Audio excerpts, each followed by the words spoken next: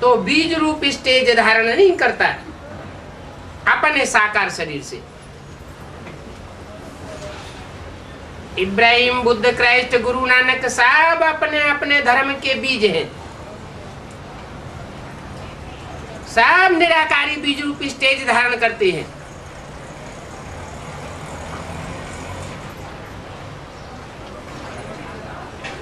कृष्ण बीज रूप स्टेज धारण नहीं करता।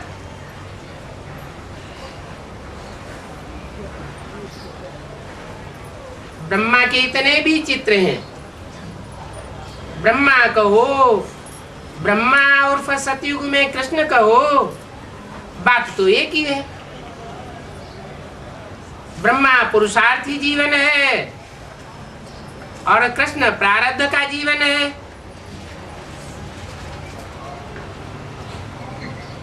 प्रारब्ध लेने वाला कृष्ण षष्ठी रूपी वृक्ष के पत्तों में से सबसे श्रेष्ठ पत्ता है।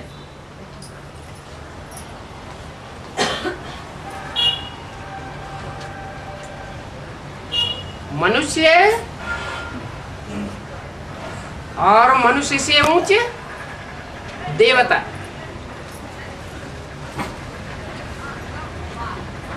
देवताओं के रूप में जन्म लेने वालों में सर्वोपरि।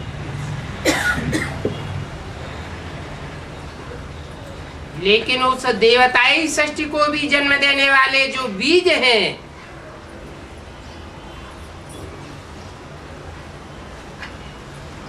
वो बीज बीज रूप स्टेज को धारण करने वाले। और राधा कृष्ण जैसे 4.5 लाख बच्चों को जन्म देने वाले। तो जो बच्चों के रूप में जन्म लेने वाले हैं वो है आधार।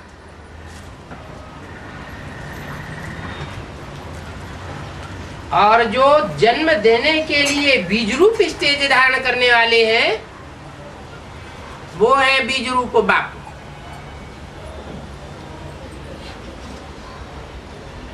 बाप बैठ सारा समझाते हैं।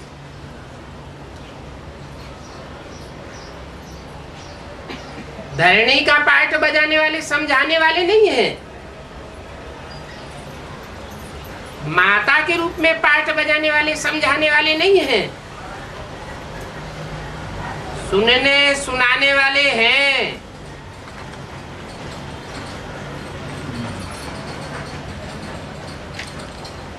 परंतु आत्मा नहीं बनते हैं।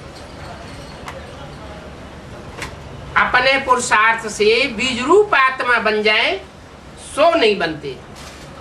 फिर कैसे बनते हैं? जो बीज रूप आत्माएं हैं उन बीज रूप आत्माओं में जब प्रवेश करते हैं तो उनके संग के रंग से वो बीज उनको अपना रंग लगाए देते हैं। किनको? राधा जैसे जन्म लेने वाली बच्चों को जो पूर्व जन्म में पुरुषार्थ तो किया, ज्ञान तो सुना, धारणा भी की, लेकिन अधूरा ज्ञान बुद्धि में बैठा। गीता ज्ञानामृत बन करके बुद्धि में नहीं बैठा, गीता बुद्धि में बैठी।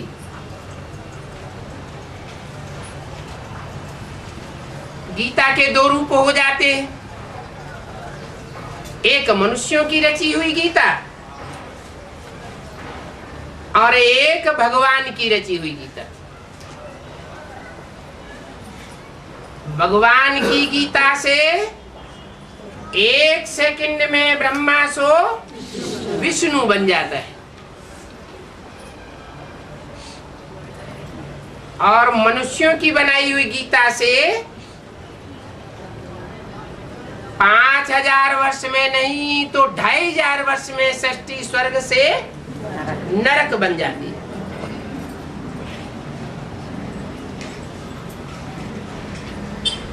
ये बाप बैठ सारा समझाते हैं कि सच्ची गीता कौन? और झूठी गीता कौन? क्योंकि वो सब आत्माओं का बाप है।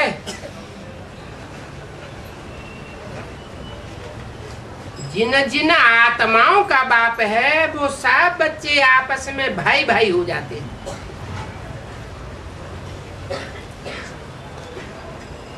बाप जब नई दुनिया रचते हैं तो प्रजापिता ब्रह्मा द्वारा तुम भाई बहन बन जाते हो।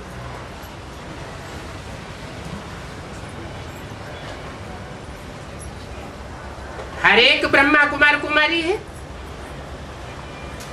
ये बात बुद्धि में रहने पर फिर स्त्री पुरुष का भान निकल जाता है और मनुष्य तुम पर हंसते हैं।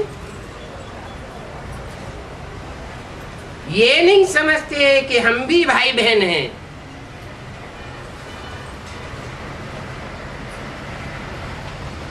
कैसे भाई बहन हैं? सारी मनुष्य सृष्टि को आज नहीं तो कल प्रजापिता ब्रह्मा का बच्चा बनना है।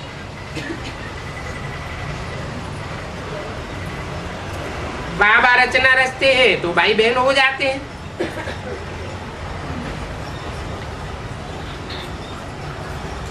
जबकि क्रिमिनल दृष्टि निकल जाती है। इसीलिए गंधर्व विवाह गाया हुआ है।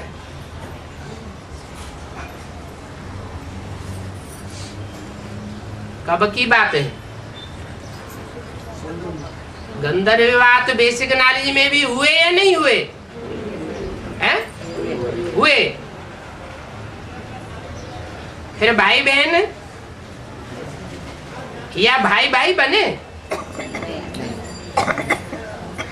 आत्मा आत्मा भाई भाई बने क्या? भाई बहन की दृष्टि आई क्या? नहीं बने तो फिर बनेंगे कब?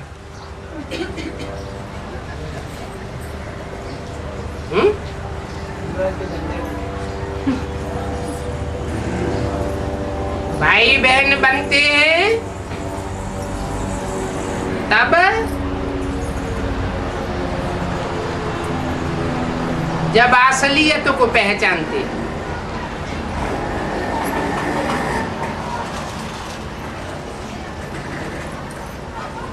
दो मालाएं तैयार होती है, एक ब्रह्मा सो विष्णु की माला।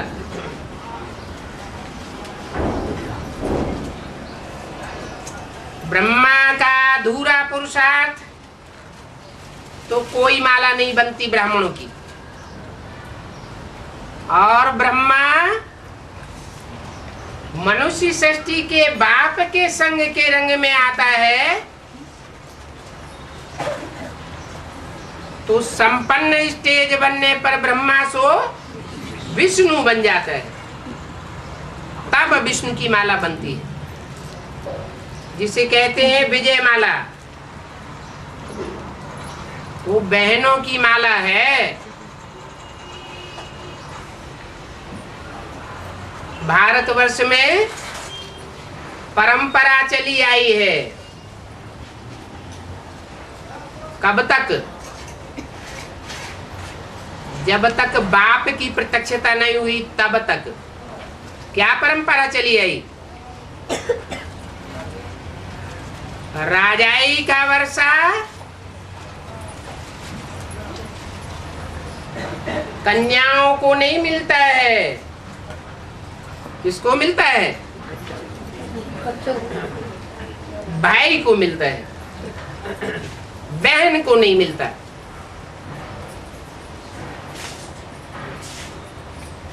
हर घर परिवार में पुरुष अपने घर का राजा होता है। यथा राजा तथा प्रजा। प्रजा भी क्या करती है? 63 जन्मों में भारतवर्ष में प्रजावर्ग ने अपना वर्षा भाई को दिया या बहन को दिया? पुत्र को दिया या पुत्री को दिया? पुत्री को दिया। ये परंपरा कहाँ से पड़ी? है? कैसे? जो पुरुषार्थी जीवन में अम्मा को फॉलो करने वाली बनी,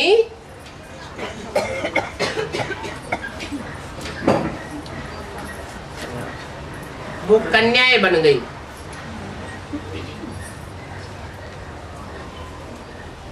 रानी बन सकती हैं, लेकिन राजा नहीं बन सकती।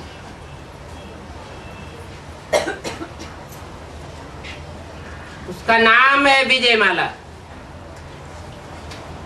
माला माना संगठन। संगठन काय से बनता है? प्योरिटी से संगठन बनता है। वो प्योरिटी से यूनिटी बनाने वाली कन्याएं 63 जन्म भी पवित्रता को धारण करती है। नंबर 1।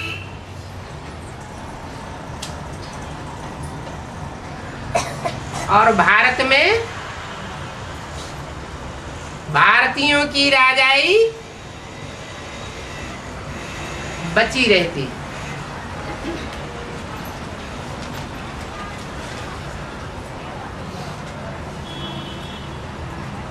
माता में प्योरिटी ज्यादा होती है। वो प्योरिटी का वर्षा बच्ची में भी जाता है।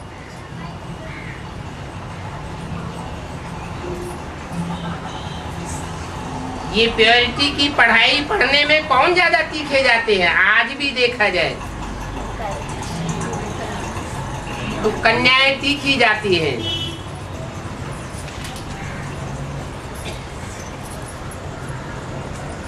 फिर जो तीखे जाते हैं प्योरिटी की पढ़ाई पढ़ने में, उनको वर्षा मिलना चाहिए।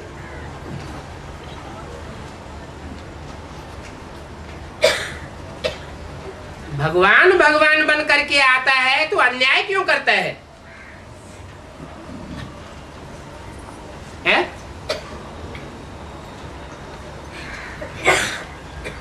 जब है ही पवित्रता की पढ़ाई, तो जो पवित्र रहने वाली आत्माएं हैं, पवित्रता में आगे जाती है, उनको वर्षा मिलना चाहिए। काहे का वर्षा? राजाई का वर्षा। तो भगवान आकर के कन्याओं को क्यों नहीं राजाई देता है? हाँ, ये विशेषता है। जो कन्या का जीवन धारण करके आधीन होकर के रहती है, उसकी पवित्रता अक्षुण्ण रहती है। भारतीय परंपरा ऐसा कहती है। और विदेशी परंपरा में क्या होता है? कन्याएं बचपन से ही स्वतंत्र हो जाती है। माँ बाप की अधीनता में नहीं रहती।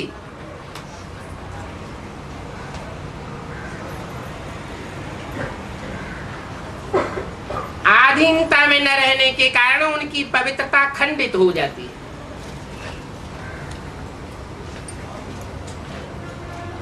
इसलिए भारत की माताएं गाई हुई है।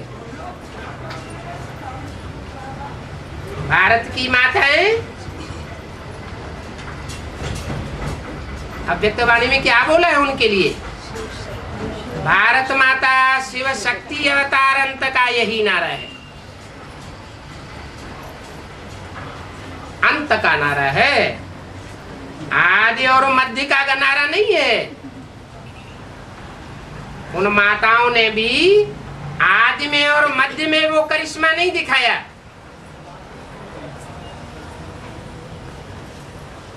वो माताएं कहां से करिश्मा दिखाएंगी आदि में?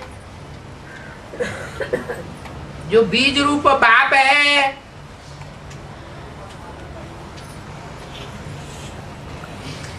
उसको कोई ज्ञान का पूरा डोज नहीं मिला। पूरा ज्ञान नहीं था तो छोड़ के चले गए। तो माता को प्राप्ति होने की तो बात ही नहीं।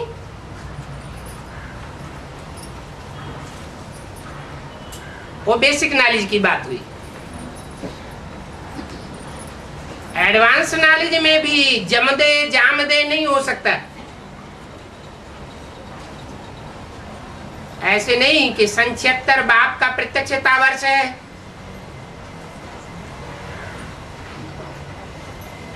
तो तुरंत स्थापना हो जाएगी प्रैक्टिकल में। पहले नंबरवार बुद्धि रूपी क्षेत्र में प्रत्यक्षता होगी सुखधाम और शांति धाम की, यह प्रैक्टिकल में सुखधाम शांति धाम बन जाएगा।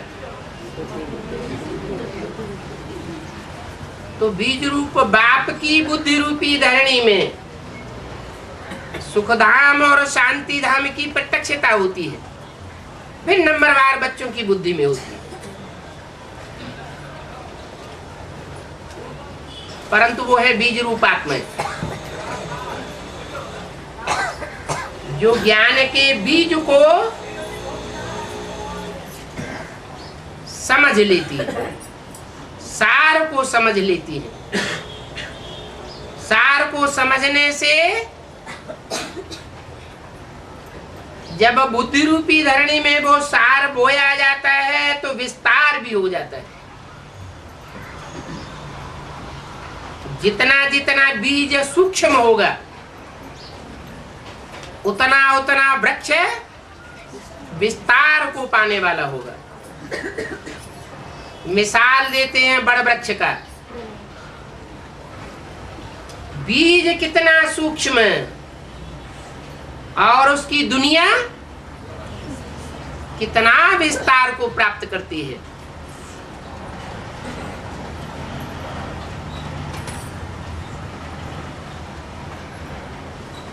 परंतु जो भी बीज रूप आत्माएं हैं उनका बीज कौन?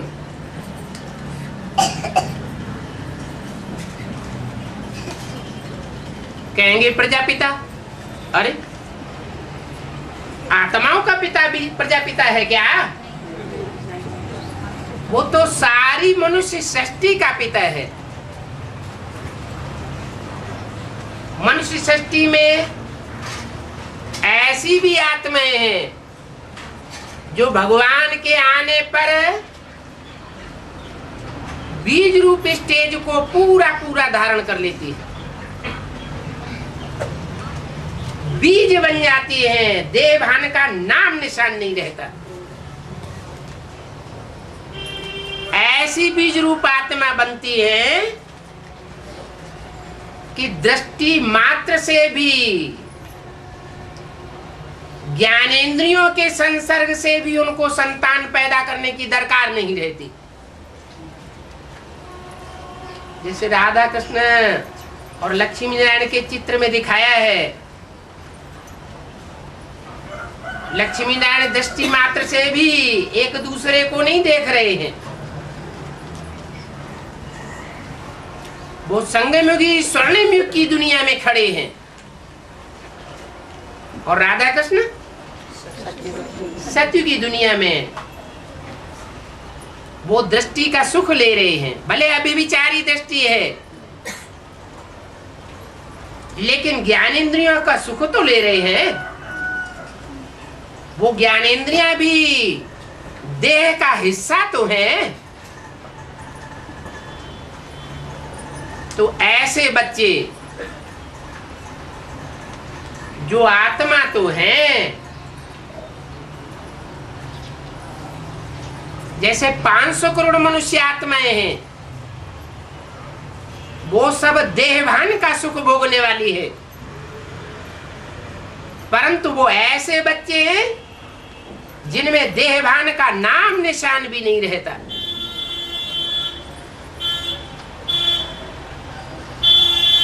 संपूर्ण आत्मा बन जाते हैं। ऐसे आत्मा बनने वाले रूहानी बच्चों का बाप कौन होगा? है? प्रजापिता तो हो नहीं सकता, वो तो देह अभिमानियों का भी बाप है। राम सो रावण बनता है, तो बिना देहवान के रावण बन जाएगा क्या? देहभान तो धारण करना पड़े, नहीं तो इतनी बड़ी आसुरी सृष्टि का विनाश भी नहीं हो सकता। जो गीता में लिखा हुआ है, आत्मनिष्ठ व्यक्ति सारे संसार की हत्या कर दे तो भी उसके ऊपर कोई पाप नहीं लगता। देवभान के बगैर हत्या करेगा क्या है? देवभान होगा तब ही तो विनाश होगा। अगर संपूर्ण आत्माभिमानी हो तो विनाश की तो बात ही नहीं। दुखधाम स्थापन करेगा, सुखधाम स्थापन करेगा या शांति धाम स्थापन करेगा, इस षष्ठी के ऊपर।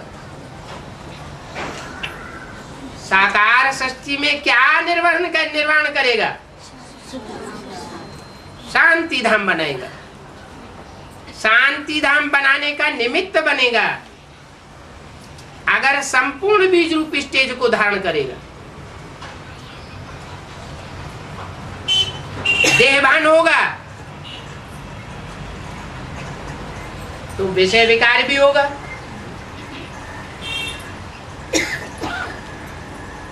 पवित्रता से स्थापना होती है और अपवित्रता से विनाश होता है।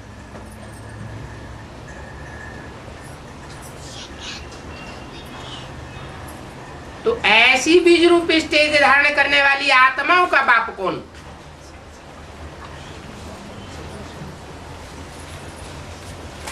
रूहों का बाप कौन?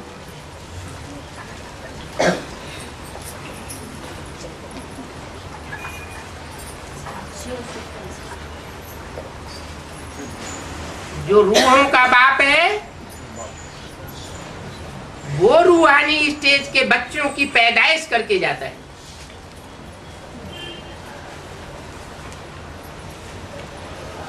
बाकी जितने भी बाप हैं वो सब देह अभिमान वाले हैं और देह अभिमानियों की पैदाइश करते हैं, रूहों की पैदाइश नहीं कर सकते।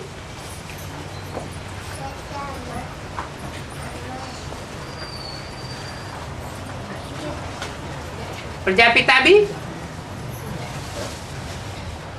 रूहों की पैदाइश करता है या देह अभिमानियों की पैदाइश करता है? हैं? अरे देहधारी होगा तो देहधारियों की पैदाइश करेगा, रूह होगा तो रूहों की पैदाइश करेगा। रूहानी बाप है शिव, परंतु ऐसा बाप है जो अपना शरीर धारण नहीं करता,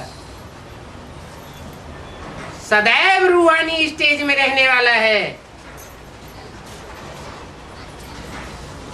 और इस सृष्टि का जो बड़े से बड़ा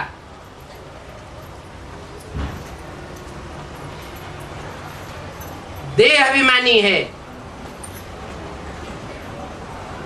उसमें प्रवेश करता है और प्रवेश करके उसको क्या बनाता है? आत्मा अभिमानी बनाता है। और आत्मा अभिमानी कैसा बनाता है? आप समान।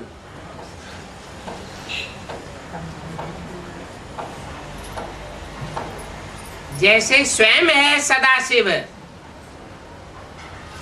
ऐसे संगम युग में सदा काल के लिए, सिर्फ संगम युग में सदा काल के लिए आत्मा बनाकर जाता है।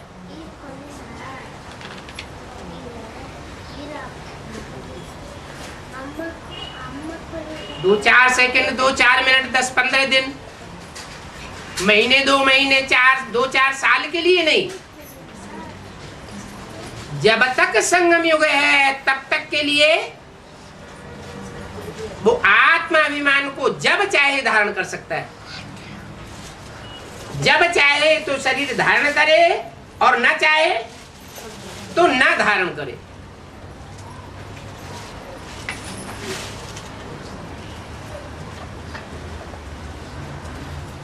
आत्मा बनता है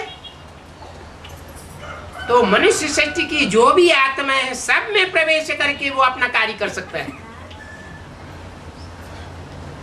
एटम बम बनाने वालों की बुद्धि को भी घुमा सकता है।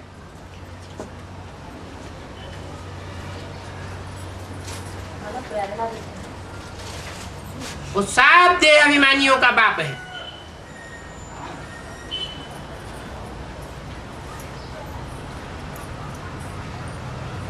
आत्मा अभिमानी कितने हैं और देह अभिमानी कितने हैं? 4.5 लाख आत्मा अभिमानी और बाकी सारी सृष्टि देह अभिमानी।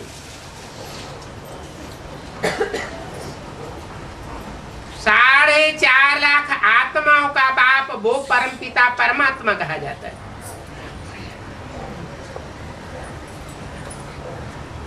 जो परमपिता आत्माओं के बीच में हीरो पाठधारी आत्मा में प्रवेश करके परमात्मा बन जाता है। कैसी आत्मा? परमात्मा बन जाता है। बन जाता है, पहले था नहीं परमात्मा। क्यों? सुप्रीम सोल पहले परमात्मा नहीं था। कंपैरिजन तब ही किया जा सकता है जब शरीर में प्रवेश करे।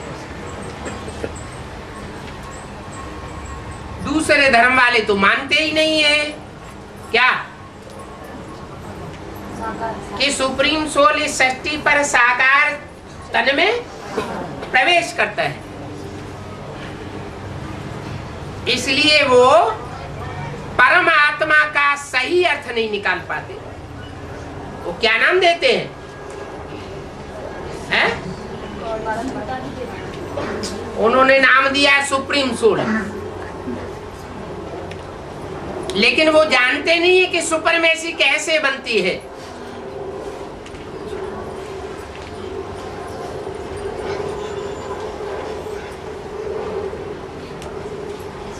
Good, better, best. बेस्ट माने सुपरमेसी। सुपरमेसी तो बनती ही तब है जब साकार बने। तो साकार तन में प्रवेश करके कोई आत्मा को परमात्मा की स्टेज तक पहुंचाता है।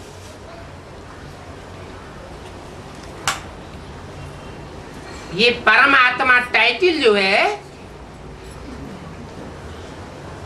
वो शिव सुप्रीम सोल का है या जिसमें प्रवेश करता है उसका है? क्यों?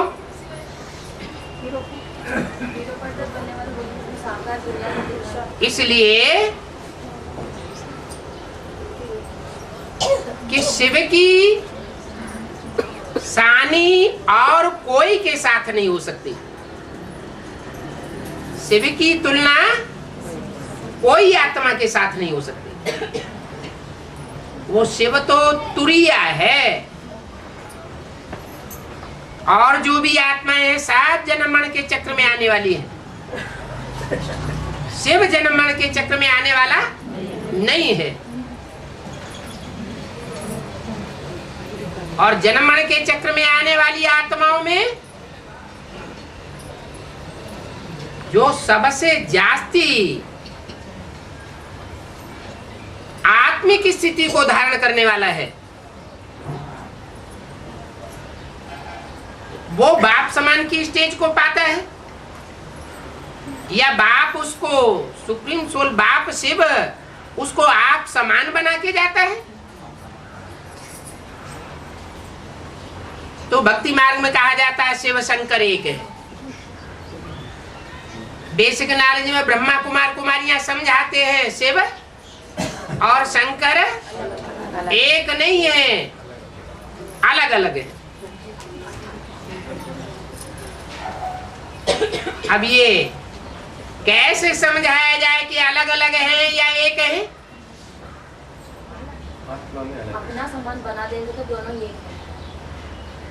अलग अलग तब ही कहेंगे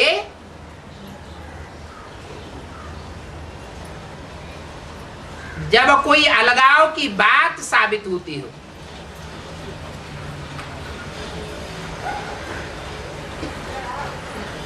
अलगाव की बात क्या साबित होती है दोनों आत्माओं के बीच में? एक आत्मा भोगी है,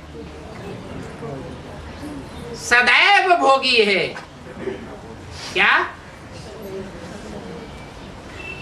सदैव माना? आदि से लेकर के अंत तक भोगी है। और एक आत्मा सदैव भोगता है, सुप्रीम सोल जिसे कहा जाता है।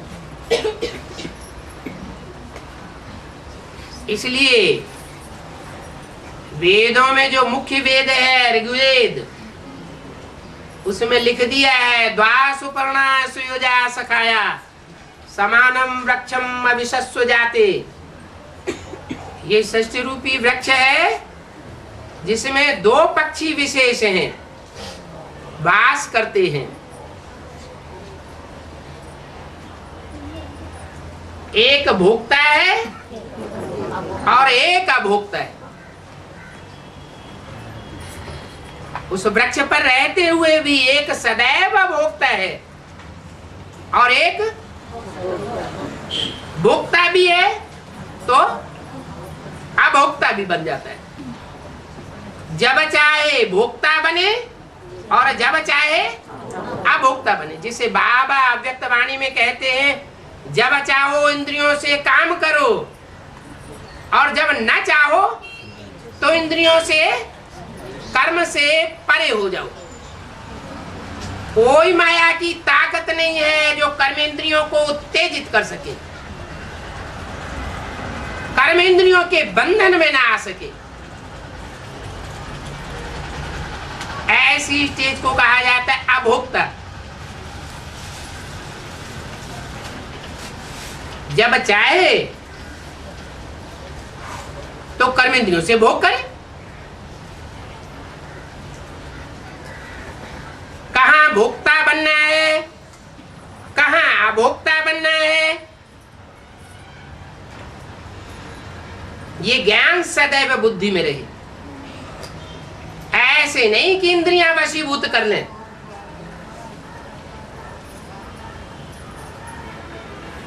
नहीं तो मनुष्य किसको कहा जाता है?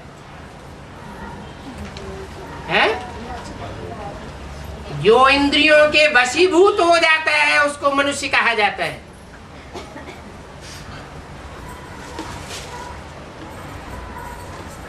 और भगवान किसको कहा जाता है? इंद्रियों को वशीभूत करने और कराने वाले को भगवान कहा जाता है। इंद्रियां बंधन में बांध लेती हैं आत्मा को, तो मनुष्य कहा जाता है। इंद्रियों के बंधन से परे चली जाती है आत्मा, तो देवता बन जाती है।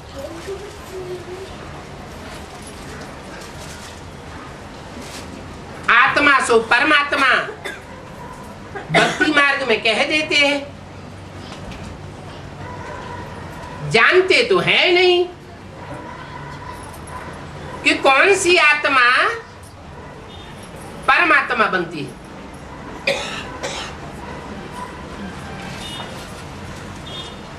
एक ही आत्मा है जो परमात्मा पार्ट बजाती है, वो भी सदा काल के लिए नहीं, सिर्फ संगम युग की बात है। इसलिए कहते हैं आत्मा कभी मरती नहीं।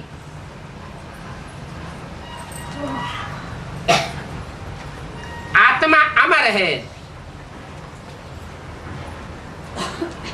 तो जो भी अमरनाथ के बच्चे हैं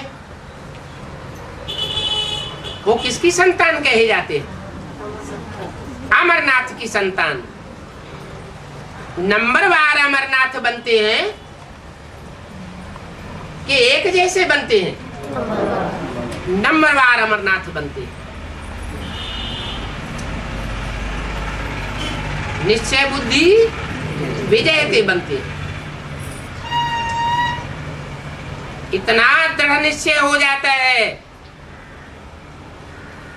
कि जीते जी इन आंखों से सृष्टि का विनाश भी देखते हैं और इन आंखों से नई दुनिया भी देखते हैं।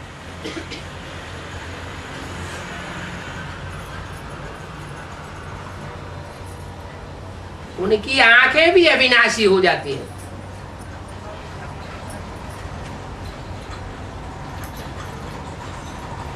वो बाप के बच्चे हैं, सुप्रीम सोल बाप, जो बड़े से बड़ा बाप है।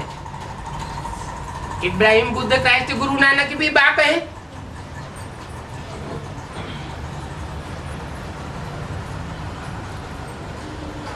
लेकिन उनको सुप्रीम फादर नहीं कह सकते, कोई कहते भी नहीं है।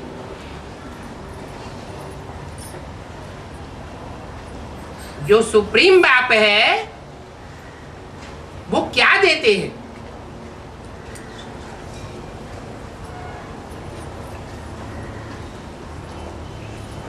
छोटा वर्षा देंगे या बड़ा वर्षा देंगे? क्या है बड़े से बड़ा वर्षा है? गति सदगति तो 500 करोड़ को भी मिलती है।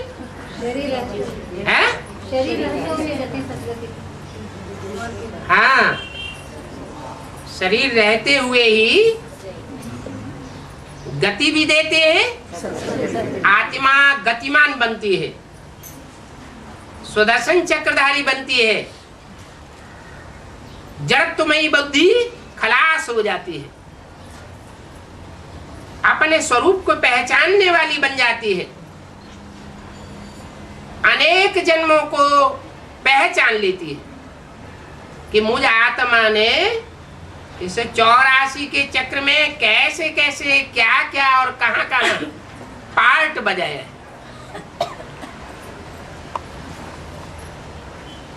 गतिमान भी होती है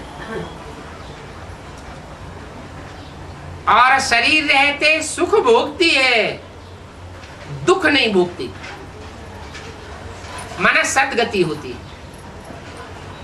ऐसी गति और सदगति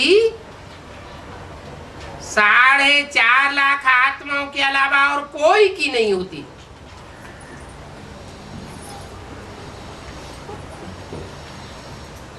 ये है रूहानी बाप के असल रूहानी बच्चे।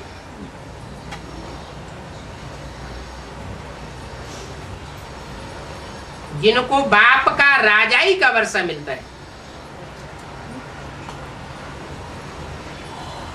क्या पढ़ाई पढ़ते हैं? राजयोग की पढ़ाई पढ़ते हैं। जो राज सिवाय परमपिता परमात्मा की और कोई सिखा ही नहीं सकता।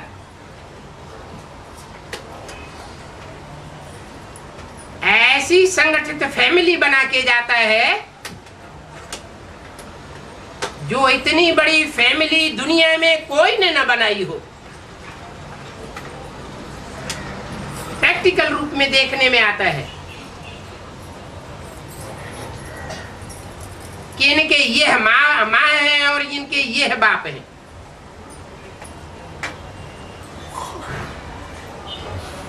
वो फैमिली का संगठन देखने में आता है संगठन रूपी माला भी देखने में आती है।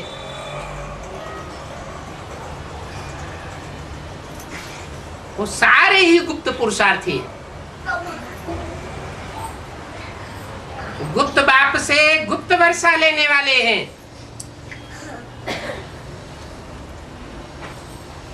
उनका दान गुप्त,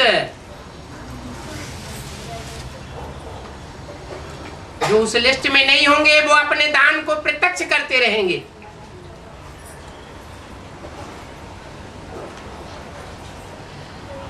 गुप्त नहीं रख सकेंगे, दिखावा करेंगे।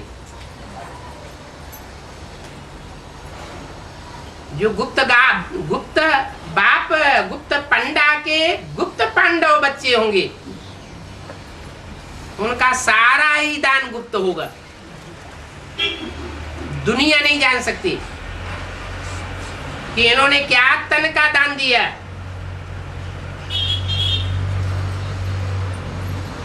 दुनिया की नजर में प्रत्यक्ष नहीं होगा। तन का दान दिया, अपने तन का दान दिया, अपने बीवी बाल बच्चों के तन का दान दिया, अपने संबंधियों के तन का दान दिया। बाहर की दुनिया वालों को पता नहीं लग सकता।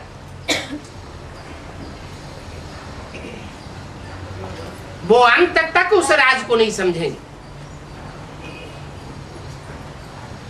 और जिनकी बुद्धि में ये राज समझ में आ जाता है, वो राजदार बाप के राजयोगी बच्चे बन जाते हैं और गोप गोपियों की लिस्ट में आ जाते हैं। जिन्होंने गुप्त रह करके सारा कार्य किया।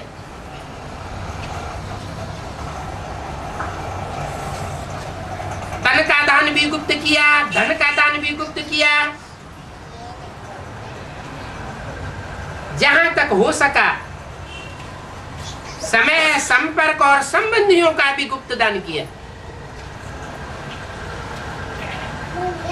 सारी शक्ति गोपनीय तरीके से यज्ञ में यूज की। ये है ही गुप्त पांडव गवर्नमेंट।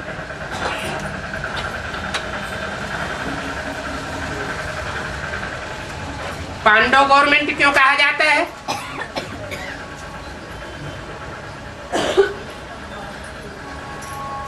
हैं? शक्ति गवर्नमेंट क्यों नहीं कहा जाता?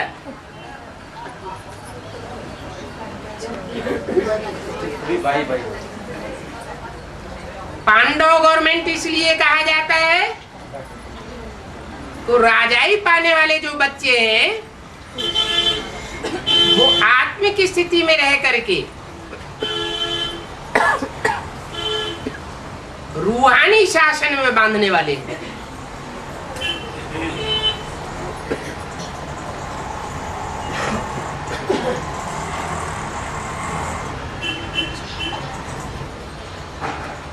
शक्तियां जिनको कहा जाता है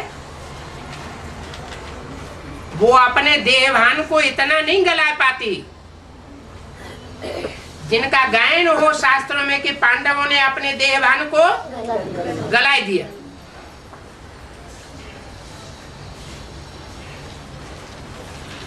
इसलिए भगवान का एक रूप है गॉड मदर और एक रूप है गॉड फादर। ब्रह्मा के रूप में है गॉड मदर और प्रजापिता के रूप में है गॉड फादर। इसलिए मुरली में बोला है वास्तव में यह ब्रह्मा तुम्हारी जगदम्बा है परंतु तन पुरुष का है। इसलिए कन्या माताओं के चार्ज में इनको नहीं रखा जा सकता। इसलिए इंचार्ज कौन बनाई जाती है? ओम राधे जगदम्बा सरस्वती।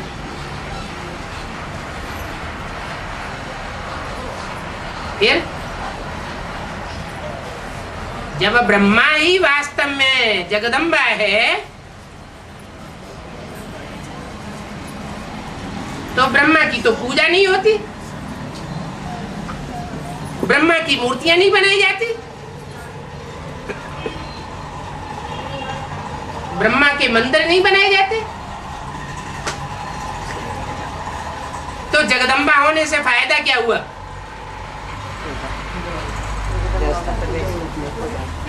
फायदा तब होता है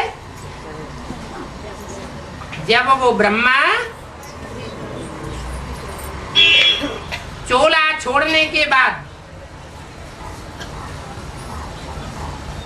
कोई कन्या माता में प्रवेश करता है और फिर संसार में वो जगदम्बा के रूप में पूजा जाता है। जिस कन्या माता में प्रवेश करता है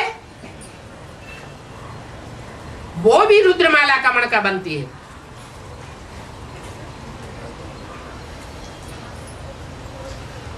जिसके लिए दिखाया जाता है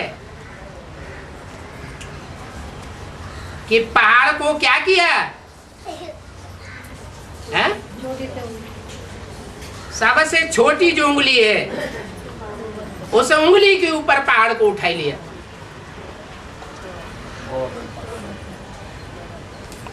अंगूठे पर भी नहीं उठाया, ये ज्यादा मजबूत होता है। काय को उठा लिया? कनिष्ठिका उंगली पर उठा लिया।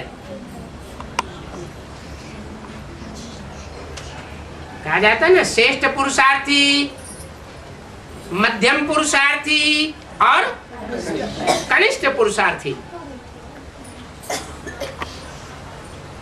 तो जब हाथ से काम किया जाता है तो 5 उंगलियों में ज्यादा से ज्यादा ताकत किसमें होती है? अंगूठे में ज्यादा ताकत। और कनिष्ठिका जैसी ताकत है वैसा काम कर पाती। तो जो रुद्रमाला का लास्ट मणका है उसके ऊपर गोवर्धन पहाड़ उठाई लिया। क्या नाम दिया? गौओं का वर्धन करने वाला पहाड़। वर्धन माना बढ़ाने वाला। सन 37 में स्थापना हुई यज्ञ की, तो 37 से लेकर के और दिल्ली आने तक 16-17 वर्षों में कितनी संख्या बढ़ सकी? ज्यादा से ज्यादा 300-400।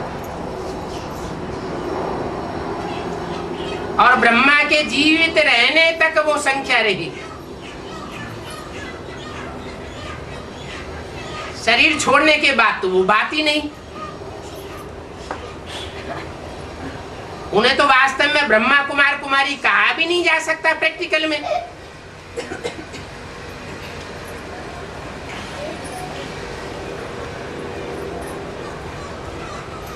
एडवांस में जो अपन को पक्के प्रजापिता ब्रह्मा कुमार कुमारी कहलाते हैं, उनमें जो गुप्त संबंध जोड़ने वाले हैं, गोप गोपी बनते हैं, उनकी संख्या कितनी होती है? 16,000 अभी है। यज्ञ के आदि में भी नहीं थी और अभी भी नहीं है। माने उसको पहाड़ नहीं कह सकते। गौओं को बढ़ाने वाला पहाड़ नहीं कहा जा सकता। जिस पहाड़ के नीचे सुरक्षा मिल जाए, इतनी जास्ती गौओं की वृद्धि होती जाती है कि संसार चमत्कृत हो जाता है।